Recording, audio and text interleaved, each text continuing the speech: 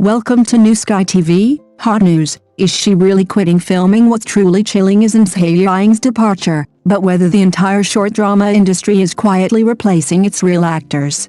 Why did Zhai Yiying's statement, "We will no longer continue to collaborate," cause such an uproar in the short drama circle? Is everyone truly shocked by her temporary halt in filming, or by whether she foresaw a future others hadn't yet grasped? If one-day actors are no longer actors, but merely data models that can be copied and replaced at any time, would you still feel that all of this is far removed from your own life? Many people's first reaction is that this is just the end of a normal collaboration. But those who truly follow the short drama industry know that things are never that simple. Because in this field where updates come faster than trending topics, every seemingly calm farewell often hides reasons that cannot be publicly explained. The statement was written politely, without arguments, accusations, or any emotion, but the calmer it is, the easier it is to feel that things aren't as simple as they seem. If it really was just a scheduling conflict, why would she suddenly end a long-term, stable collaboration, without even leaving room for further explanation? Is the entertainment industry's forte not creating the truth, but packaging it?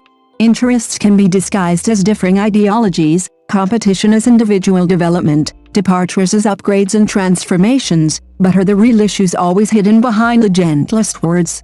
Audiences may not know the whole story, but they're not as easily fooled as we imagine, are they?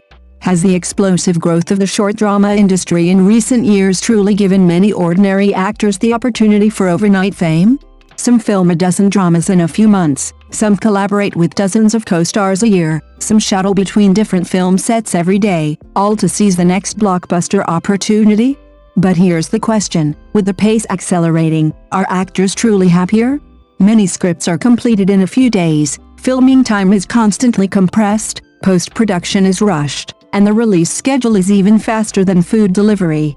In this creative environment, how much time is left for actors to truly reflect on their roles?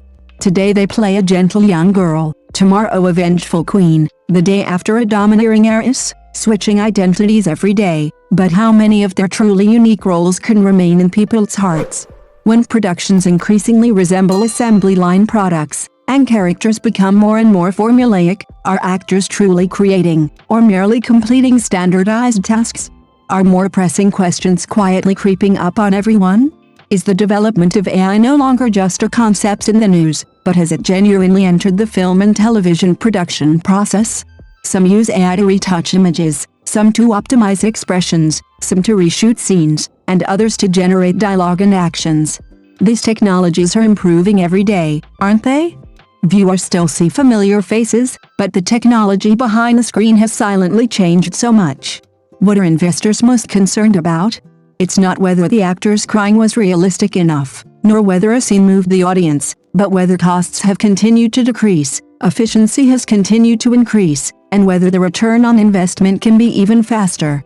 Zhai Yiying has always been known as the efficiency representative in short dramas, fast filming, quick character immersion, strong adaptability, and the ability to quickly build rapport with different male actors. Were these once advantages that others envied? But as AI begins to learn these standardized processes, aren't these advantages slowly becoming easier to replicate? Machines can mimic smiles, learn facial expressions, analyze audience preferences for interaction, and calculate which storylines are most likely to go viral. Doesn't this sound increasingly unbelievable? Perhaps the only thing difficult to replicate is the vitality an actor exudes when truly immersed in a role, that immeasurable, unmass-producible emotional warmth. Isn't that precisely what audiences truly crave?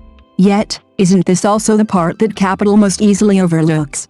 Because truly soulful performances require time, patience, and, more importantly, investment, and assembly lines fear wasting time, don't they? So, when more and more actors begin to think about the future, their concern may no longer be about whether they'll have roles today, but rather whether there will still be a place for real actors a few years from now. Is Zhai Yiying's pause this time an abandonment of opportunity, or a search for another path? No one can answer that question for her, but at least she has prompted more people to rethink the real problems of the short drama industry. Does constantly running at high speed necessarily equate to success? Does continuously increasing the number of works necessarily represent higher value? If one shoots dozens of works a year, but none truly represents themselves, What will such effort ultimately leave behind?